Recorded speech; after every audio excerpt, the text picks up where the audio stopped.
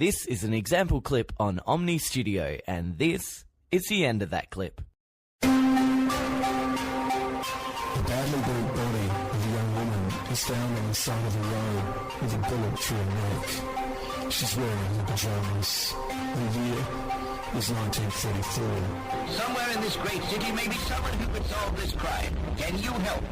This is 12-minute true crime. The Pajama Girl. Or must the Pajama Girl murder remain forever one of the world's greatest unsolved mysteries? It was a bright morning in September 1934 when a local Albury man, Tom, was leading his prize bull along the side of the road near Albury in New South Wales.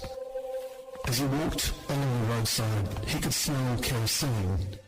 He didn't see the body first, but he certainly smelt it.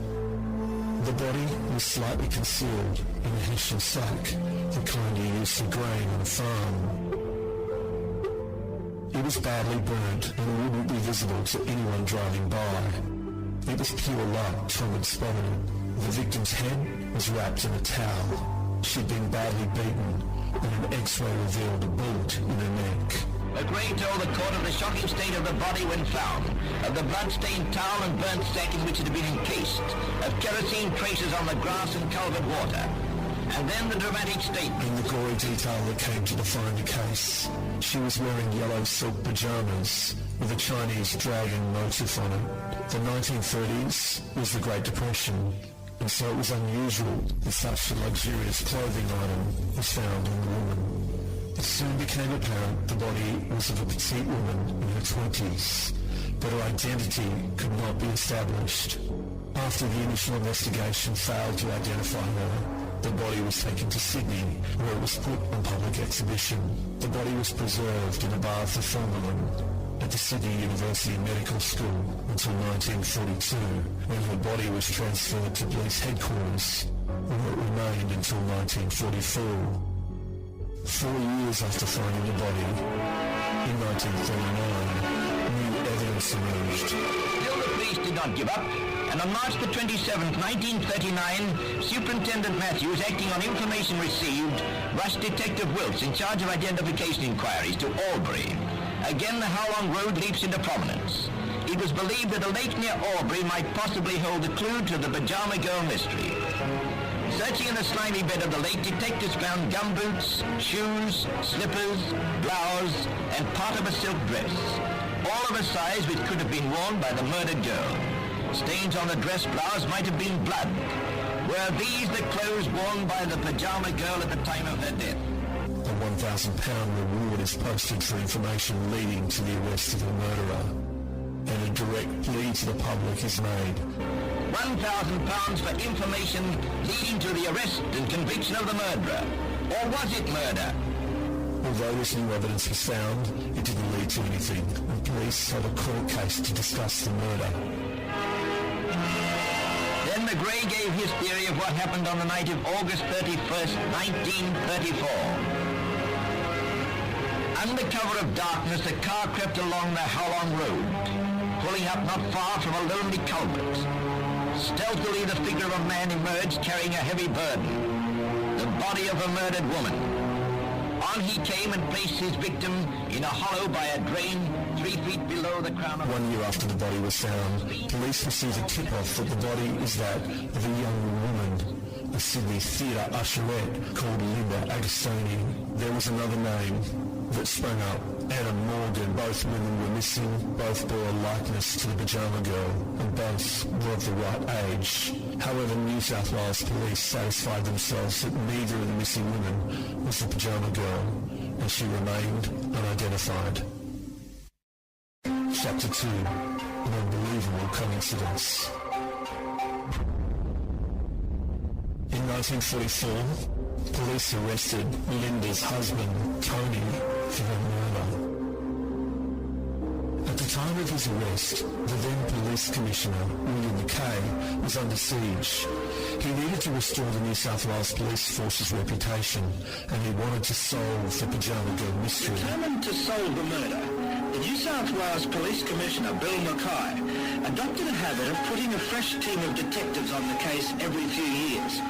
In 1944, 10 years after the body was first discovered, a group of 3 dentists were asked to make yet another examination of the pyjama girl.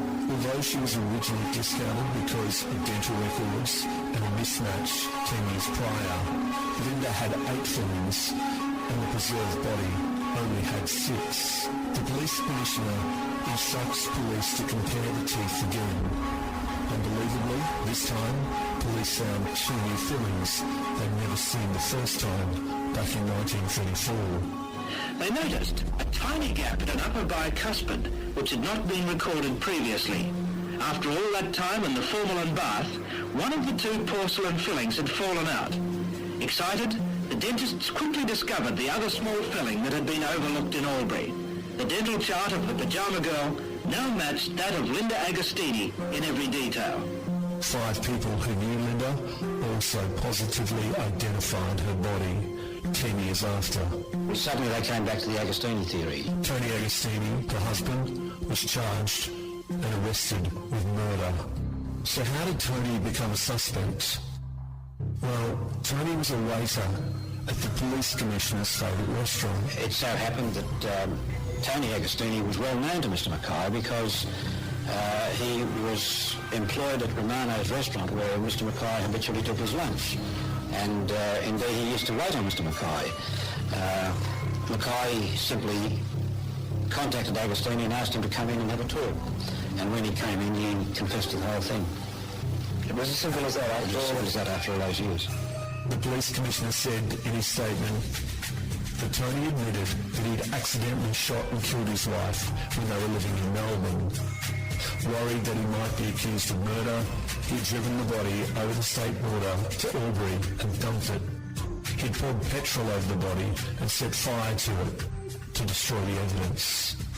The arrest of Tony was a sensation, as it meant that the pyjama girl had finally been identified. But the coroner, judge and jury were unmoved. The body in the formalin bath was that of Linda Agostini, and she had been killed by her husband, dumped in the roadside culvert and set alight. He was charged with murder and was extradited to Melbourne. He was acquitted, but found guilty of manslaughter instead, and was sentenced to 6 years jail. No motive was ever established, and surprisingly, Antonio Agostini was only convicted of manslaughter. There were questions about how much of a coincidence it was that the killer of the pyjama girl was right under the commissioner's nose, a commissioner that was under fire for his police force's lack of action around many missing persons and murders. And then, out of the blue, Tony was paroled after 3 years and 1 month. In 1948, after serving less than 4 years, he was deported to Italy, where he remarried and eventually died in 1969. Was Tony set up or made an offer too good to refuse?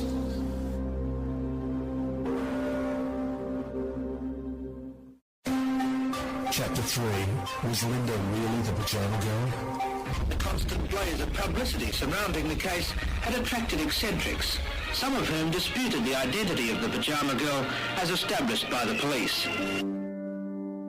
In 2004, decades later, doubt was cast upon the conclusion that the pyjama girl was actually Linda, due to inconsistencies between the body of the pyjama girl and Linda Agostini. You're never going to find out who the killer is until you find out who the girl is. In a book called The Pyjama Girl Mystery, a true story of murder, obsession and lies, Richard Evans pointed out discrepancies with the evidence, calling Tony's conviction the result of police corruption and a miscarriage of justice. There's no doubt that the pyjama girl was the most famous corpse in Australian history.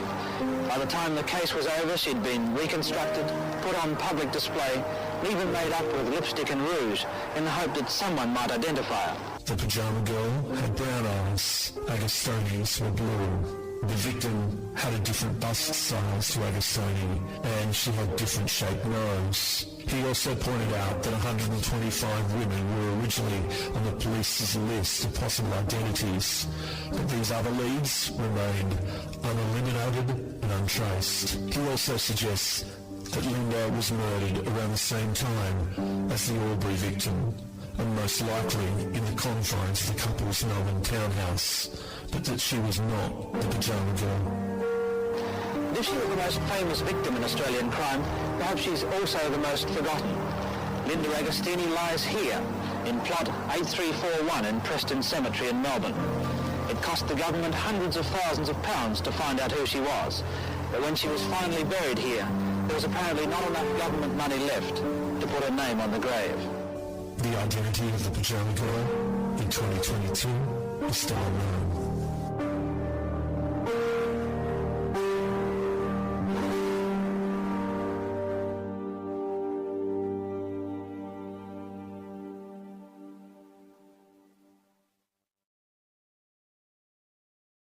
This is an example clip on Omni Studio, and this is the end of that clip.